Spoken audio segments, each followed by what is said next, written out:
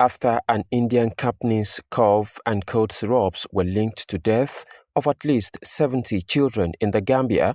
The health ministry announced on Tuesday that the country's pharmaceuticals regulator has started inspecting some drug factories nationwide in an effort to ensure high standards.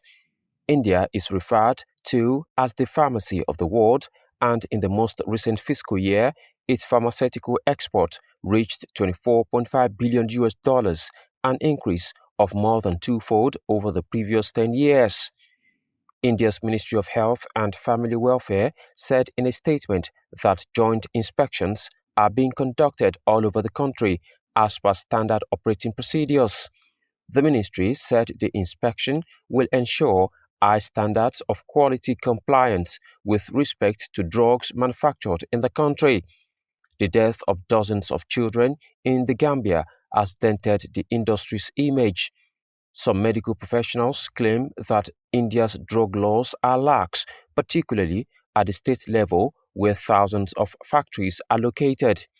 Due to a violation of manufacturing standards, the government in October suspended all of Maiden's production, the pharmaceutical industry that produced the controversial cough syrups that killed dozens of children in the West African country.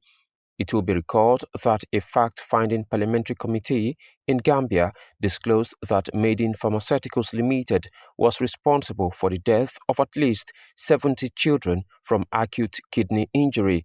The committee then called on government to pursue legal action and ordered that the remaining product should be banned in the West African country.